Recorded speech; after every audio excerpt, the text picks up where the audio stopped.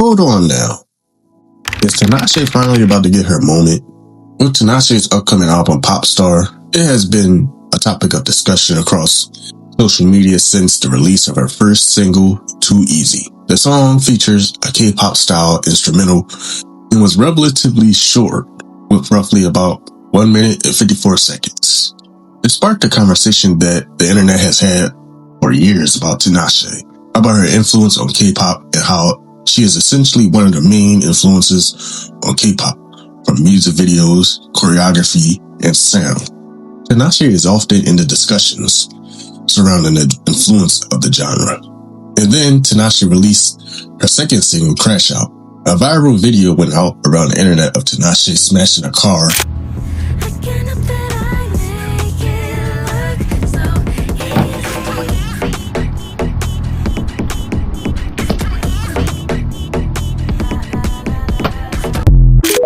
with a sledgehammer. She went live on TikTok to promote the publicity stunt, and it received traction on the internet. And one thing I love about the era so far is the promotion of it all. It is giving very raw, authentic, and not overly produced promotion. You know, Tinashe is also going on lives, on TikTok live, doing all these kind of events, you know, just putting herself out there even more. And just seeing Tinashe take full control over her creative decisions. And she's been very active on social media for this era, and I'm all here for it. Crash Out has sparked even more conversation about Tinashe and how she's always made some really great music and how people have been sleeping on her for years now. Tinashe, the skater vibe, the skater aesthetic, oh, that's my jam.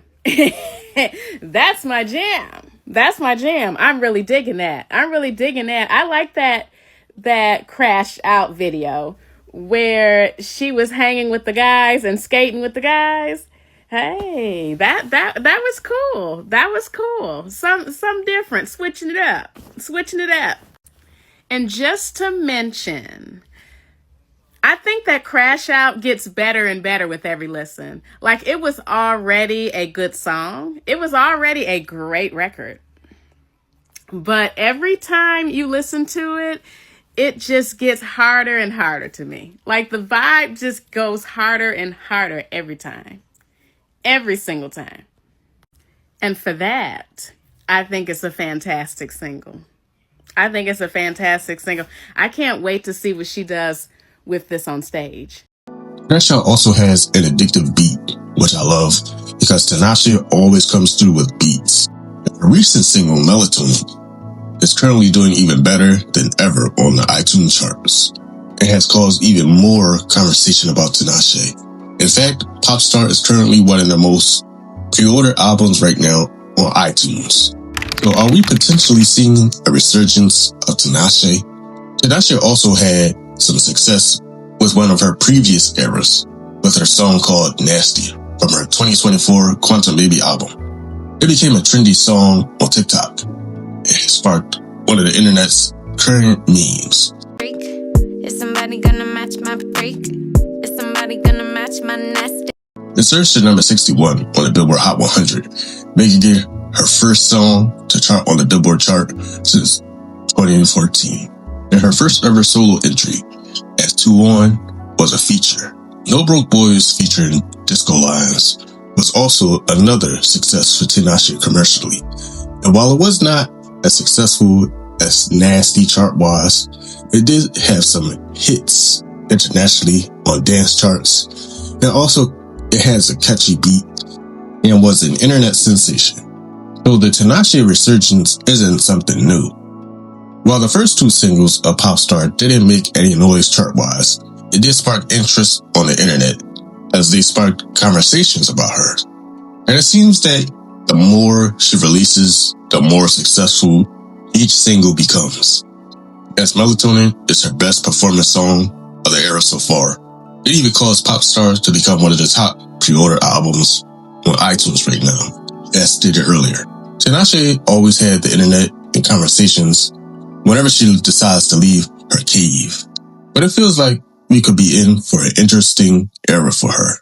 The vibe I've been getting currently from this era is that This is going to be her most versatile album yet, featuring R&B, pop, electronic, dance, atmospheric music, which I am excited and interested to see what that could sound like for Tinashe.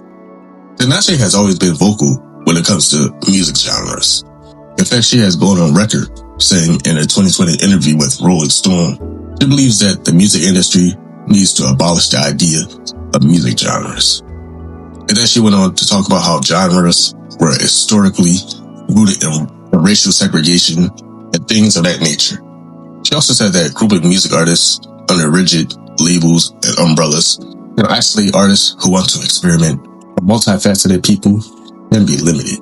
The music artist I always think about when it comes to versatility and not being boxed in is definitely Prince. He was able to play all kinds of music. In fact, the Minneapolis sound was built on all kinds of genres, from R&B, funk, pop, new wave, you name it. Anything they wanted to play, they was going to play it. So I agree with Tinashe on the idea of genres and labels. But to the point of the topic, which is Tinashe's upcoming album, POPSTAR, it is beginning to feel like we could be seeing some kind of resurgence. She's been a little under the radar for years now. I could finally get her recognition. Since her departure from RCA, she has been an independent artist and not seen much success as far as chart-wise and even sales-wise. But her name has always been whispered throughout the echoes of the internet. And now time has possibly come for Tinashe to finally get her moment, to finally get her Sabrina Carpenter moment, I guess you could say. And now the time has possibly come for Tinashe to finally get her moment most of us has been waiting for since her debut album, Aquarius, back in 2014. And if you want to go back further, during her mixtape days, even then too. Just because she wasn't making noise music-wise doesn't mean she wasn't making great music. For example, her album 333 is actually my favorite album of hers. It is considered to be a fan favorite. During that album, she produced a few of my favorite songs from the album alone. Songs like Bouncin', X, I Can See the Future, and Naturally. So she might not have been successful chart-wise, but she was still producing bangers. Tinashe is someone whom I've always had great level of respect for, because she could have stopped when things weren't working, when she went independent, her battles with RCA and everything in between. But she didn't. She kept going. And as far as her music goes, I've always loved her music and artistry since discovering her back in 2014, 2015. So, if this is the breakthrough that we were waiting for her, or something to bring her closer to that breakthrough, I'm happy for her. Tinashe has always been talked about throughout the echoes of the internet as someone who was overlooked and who could have been the next main pop girl that we've been looking for, but has been mishandled and overlooked. Tinashe has spent the past 4 albums trying to rebuild her career since her departure from RCA. But that's all I have to say about Tinashe for now. I am honestly excited for Tinashe's new album, POPSTAR. In my experience, she has never really disappointed me personally. Whenever Tinashe drops something, it is always fire. I'm interested to see what Tinashe has in store for us on September 25th. If you've enjoyed this video, don't forget to like, comment, and subscribe for future content. And comment and let us know what you think about Tinashe's new era. And if you are digging it, or if you plan on giving POPSTAR a try, or maybe not. This has been Cedric from All Tour Universe, a place where we discuss music, pop culture, and anything I want to talk about. Because here at All Tour Universe, there are no limits.